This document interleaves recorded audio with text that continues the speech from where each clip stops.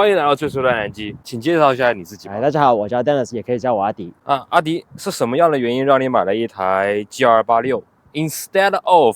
S2000啊、MX5 啊这些车？我们都知道你有开过很多台车，是的。那和我们讲一讲为什么 GR86 能取代那些车，它的特别点在哪个地方？其实是现在加拿大的二手车的市场也价格来说比较有点不太正常。本来我这个车我定了以后，我等了真的足足1年。然后我之前中间的时候有想过去买 S2000，但是有一个坎我过不去，就是说我要买一台10年前的车，还要花钱去整备才能上路的一个车况的时候，我花的钱其实就跟我买一个新的 GR86 差不多。然后我就去选了买 GR86 了。对，没错，现在 S2000的价格确实太贵了。比如说你10年前、20年前的车吧，好比说 AP1 现在价格都是就是公里数稍微低一点，6万公里以内的车，基本上都差不多是4万5万这样子。是的，是的，太不划算。那你觉得如果两台车开起来的话 ，S2000跟它哪一台车会更快一点？你觉得？快的话肯定是86会更快一点。就是说 stock to stock 啊，不能说改装过的，因为你要想，一个是当年2000年的设计，一个是我应该说2013年的设计吧，因为其实这个车基本上就是从第一代的去进化出来的一个车。两个车相比的话，因为它的刚性也好，然后引擎输出扭力所有东西的话，就这样最简单的说吧，就引擎也多了200cc 嘛，就是比起 S2000的 AP2 的后期也就多了200cc， 然后其他东西都更优化一点的话呢，它快是有它的道理在。但是很多人说啊，它的那个转速没有达到那么高，它转速大概是到多少来的？7200这一代是吗？7200。这一台也是差不多在7300、7400左右吧。7200其实是它的最大输出，其实都是在7300、7500左右的一个红线点。那比 S2000低这么多转速的话，你觉得它的乐趣会减少吗？其实也不会，因为它有一个区别，就是说它的扭力会比 S2000来的更好一点，就是变成了有些时候你出弯的时候，你不需要去挂到去一个更低的档去保持一个高的转速。这个的话，你可以用高一个档的档位，但是你转速可能低一点，但是你因为有扭力去帮助你去出弯的时候，开起来会更轻松。然后你说乐趣吧，你说要不要 keep 转速呢？其实还是要，因为你也要想嘛，它是 NA， 它没有 turbo， 没有中间那一段的这么大的一个 boost 去给你推出一个弯道，所以其实乐趣它还是有的，只是说它声音是真的没办法跟本田高转速来相比。但不是说 GR86 有一根那个自嗨管在里面吗？其实呢，在我以前的 BRZ 就第一代的时候呢，它那个是这个自嗨管，这一代呢是一个用喇叭输出的，我也把它拔了，所以现在就是说，我看你也改了排气，现在的排气的话，基本上就只能听到一个引擎的声在上面。对你现在用的是什么排气呢？我现在用的是 Grady RS Revolution。RS Revolution 会有共振吗？没有，没有共振 ，perfect， 这是完成人需要的东西，没有共振，但是又有声音。它也不只是有一点声音了。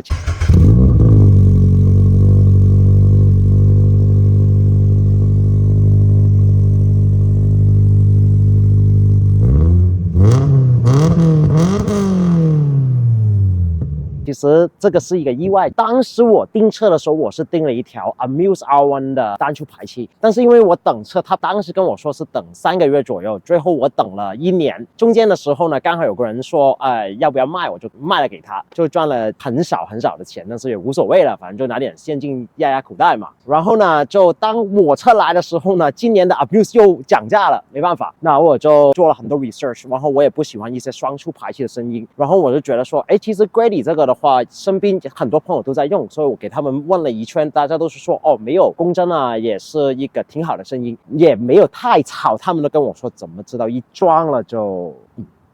拿过罚单没有？Knock on wood 还没。是的，开的时候平常在街上都比较斯文一点。Knock on wood， 是的，不要。像这一代的话，还是用了以前的液压的这个转向吗 ？BRZ 从一开始它就是用一个电子的，它没有用液压的电子。其实第一代的方向的 feeling 会更足一点，但是这一代会缺少了一点，还是一个非常 direct 的一个开车感觉。我看这整个座椅，你觉得现在座椅的坐姿对于你来说需要去做更进一步改装吗？还是说你现在只是说就 OK 了？其实我这样说吧，如果在街上玩一下或者是跑一下的话，其实这个座椅是够用的。但是呢，如果说上赛道的话，我还是会觉得有点不太够。所以其实有订了新的座椅，就希望我女朋友没有看到这一段啊。那你新的座椅订是什么呢？我是订了 Recaro 的 SPG。Recaro SPG 便宜 ，Recaro 便宜，1000块2对。是的啊，对，就这么多，就这么多啊。那你现在我看你整个外观件来说的话，应该不是原厂的吧？你是加了一个什么样的一个外观件？我加了一个 TRD style 的 front lip 还有 side skirt， 就基本上这么多。然后因为后面的话我不太喜欢它本来 TRD 那个设计，就是四出排气的一个设计，所以我就现在还是在找我想装的 diffuser 去代替用一个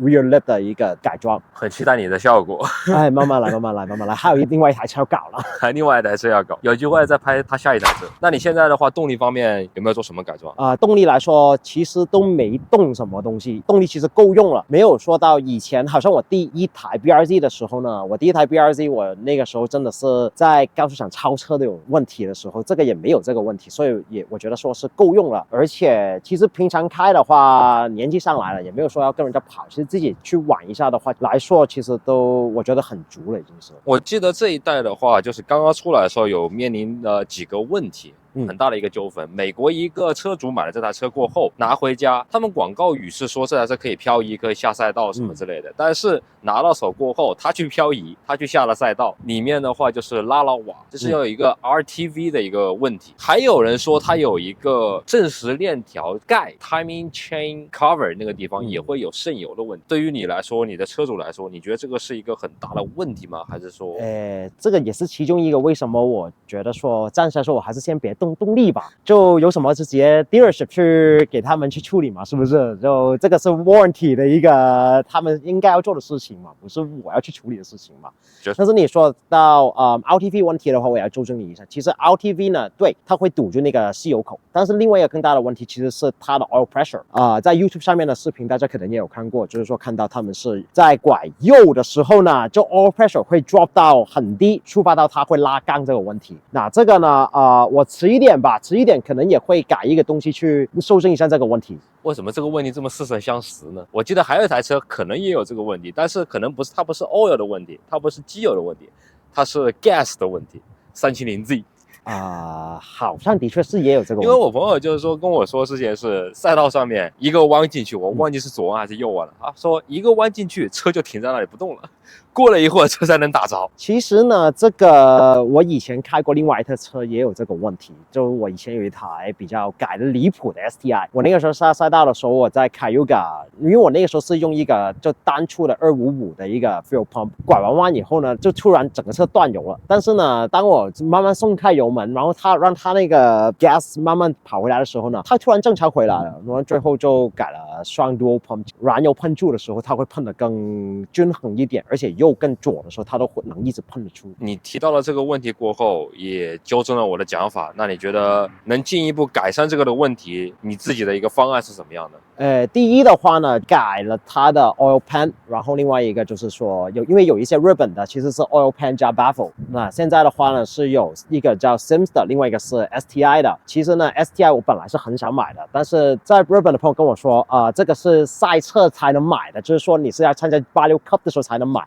那我真没办法买了，所以可能迟一点会装一个 Sims 的 oil pan 加 baffle， 然后再改的话，后面会装一个 AccuSump make sure 它里面一直会有油的在引擎那边，所以就不会说去拉缸的问题。我看轮毂也改了，用了一个比较亮色的轮毂。以前我们改装都是很喜欢什么黑色啊、哑光黑啊、亮黑这种。是什么让你觉得要改一个银色的在上面？第一呢，因为我现在年纪上来了，就觉得说希望整个车改出来是更一体更耐看一点。第二的话呢，我本人是非常不喜欢一个黑轮毂。你要去想象一下，晚上的时候你去拿车没灯光的地方，或者是只有一个灯光在顶上，就基本上没看到轮毂，但是你就钱也花在上面，就什么都看不到那种感觉，我自己觉得说有点亏，所以就没有去搞黑色轮毂。轮毂目前是 Advan 的 RS2 对吗？对，这个是 RZ2， 对的， RZ2 对，是的，这个是一个二手收回来的轮毂，加轮胎呢，就先用着呗。迟一点的话可能会再换，但是呢，现在来说就因为经济问题，就慢慢来吧。全球经济都不好，现在是的。轮毂这个方面的话，就是说为什么我花了大概3000块钱、4000块钱、5000块钱，我买一套轮毂黑黑的都看不见，这一点其实我觉得能跟我产生一定的共鸣，你知道吗？因为以前我们改车就是说觉得轮毂一定要黑，即使当时没有经费的话，还是要自己去买一个喷漆，自己在家里把它喷，旁边一圈插那扑克牌，然后自己在家里喷那种。是的，就是 plastic dip 嘛，plastic dip。对，因为以前改过一台车是全黑的，我现在 GS 有一台车曾经是整台车都是黑 ，everything black， 而且我不是哑光黑的轮毂，我当时是一个亮黑的轮毂，还有一个电镀边的。真的是有一天我那个时候下班，然后就看到我的车的时候，就发现我啥都看不到。这台车的话有没有一个问题，有温过热这个问题？之前的话是有的，因为我用的是0W20，我现在换了5W30，尤其是这个会好一点点。对，我之前还没上赛道就堵车的时候都已经达到108了，现在用了5W30以后，我最高也是见过102左右。相比起新款的 Type R， 只是小巫见大巫啊。对，是的。我们之前是车友，我们之前都有过 FK8 Type R，那是你觉得 FK8 Type R 跟这台车开起来的区别在哪？Type R 的话，你开上去它更像是一个性能侧的一个取向。为什么我这样说呢？因为它追求的是实践跟速度，但是车感来说，我会觉得说比较缺了一点。然后你说86的话呢，就它的车感会更足，弯道的性能，如果你有那个技术的话，它弯道的速度也不会输给 Type R，但是直线上真的没办法。